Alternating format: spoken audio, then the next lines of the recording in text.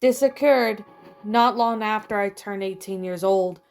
My girlfriend had also just turned 18 a few days ago, which meant her parents finally trusted her and I to be alone in the house while they went out for dinner. My girlfriend had always been a fan of horror films and creepy things in general. She loved reading creepypastas and watching dark and gory films such as The Hostile and Saw.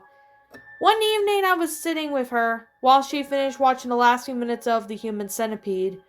We both had a few drinks, and I was about to go to bed when she suggested we look for other horror films to watch online. Despite my tiredness, I obliged. A few minutes after searching on her laptop revealed one of her favorite online film series that had been taken down. That's when she suggested a chilling alternative. "Have you ever heard of the deep dark web?" she asked. I had heard whispers at school about it, but I never took that much interest. "Yeah, I have," I replied, trying to act brave. A smile of excitement appeared on her face. I could tell she was slightly drunk in sort of I don't care what happens mood.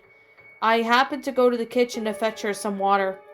When I came back, I noticed a site opened called Censor View. The site displayed pictures of movie posters that I hadn't seen before. I correctly assumed that it was a site sold banned horror films from other countries. All of them looked pretty unoriginal. Nothing that I have seen before, except for one. The one my girlfriend was hovering over her mouse clicker over. The movie was called The Visiting. The display picture was that of a white background, with The Visiting written in Arial black font. We were so both fascinated on what it was that I took out my iPhone and searched for the plot of the film, and yet I found nothing. Just a few stupid YouTube videos and unrelevant forums. However, when I looked back up from my phone, I caught a glimpse of my girlfriend typing in the name and address into various boxes in a title page called Other Details. Before to my horror she clicked Submit, and I was caught in a state of anger and shock. I mainly shouted at her, explaining how dangerous it was. It was expressing her personal details, such as into a fucked up place such as the dark web.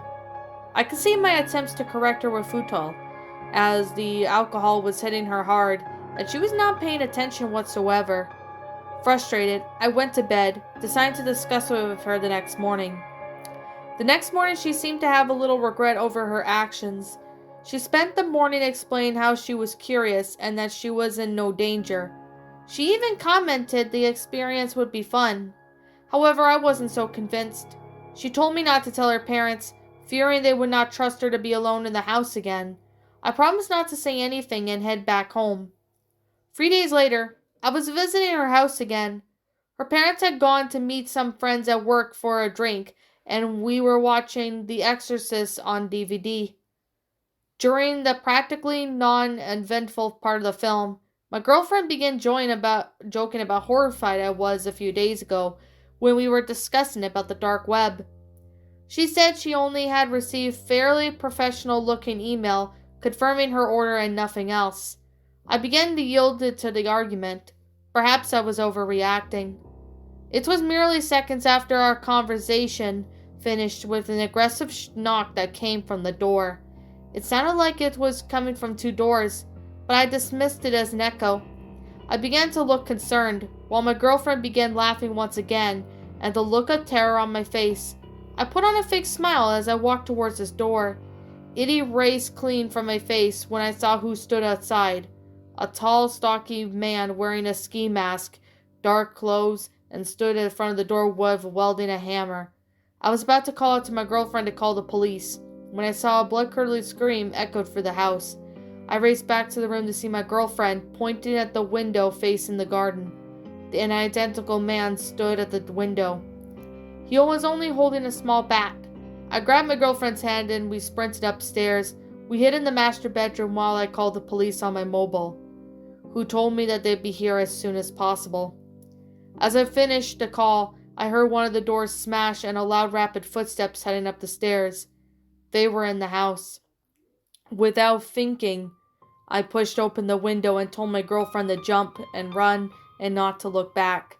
She jumped and landed safely onto the grassy garden below. I was about to follow but hesitated. Wondered if I could put up a fight and in doing so, allow my girlfriend more time to escape. It was then I heard a deep, aggressive voice from outside the room. The man shouted something in foreign language, which was that I heard laughs from the other two men outside. All bravery evaporated as I jumped, landing harshly on my ankle.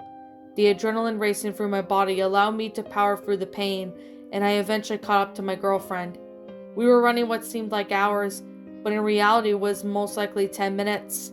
We ended up next to a local park at a safe distance from my house. My girlfriend began sobbing as I comforted her, trying to avoid my own desire to break down. It was not long after that when the police called me on my mobile. They were at the house as far as they could tell. The attackers were gone. Taking it a few seconds to compose ourselves, my girlfriend and I made our way back. There were 3 police officers at the house.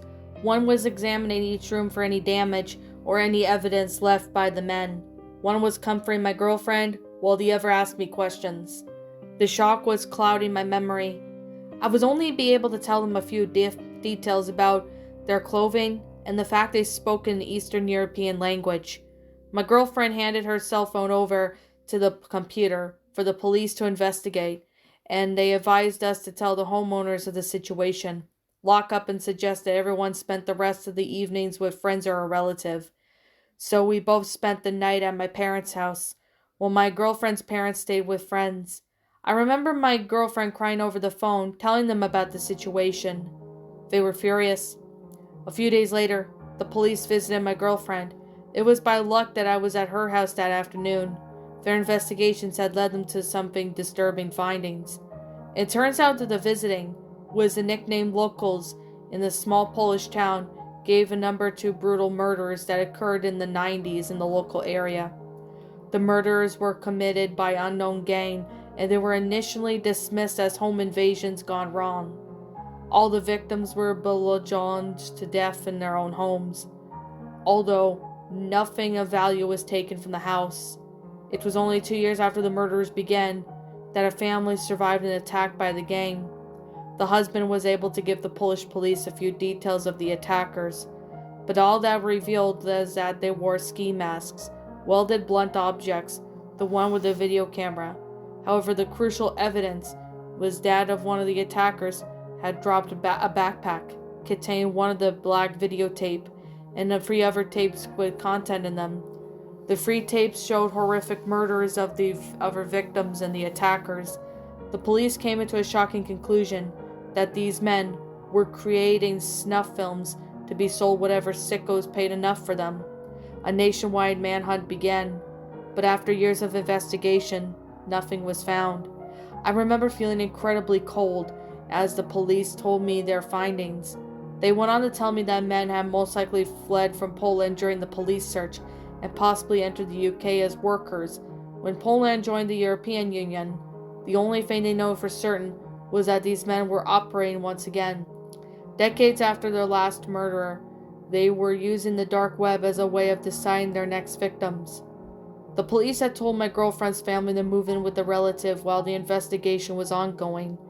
It was not long after when my girlfriend broke up with me by her parents' wishes. I assumed her parents suspected me of forcing her into using the dark web. My girlfriend discovered that later various documents containing her information had been taken from the house.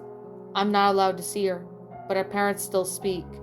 From what they tell me, her mental state had become incredibly fragile. It broke my heart to see this. I can safely say the police will never find the attackers using the information I gave, which means they will most likely strike again, and I can only hope the next time they do, it will lead to those bastards ending up behind bars, and not the creation of another tape to add to their collection. Be safe, and avoid the dark web.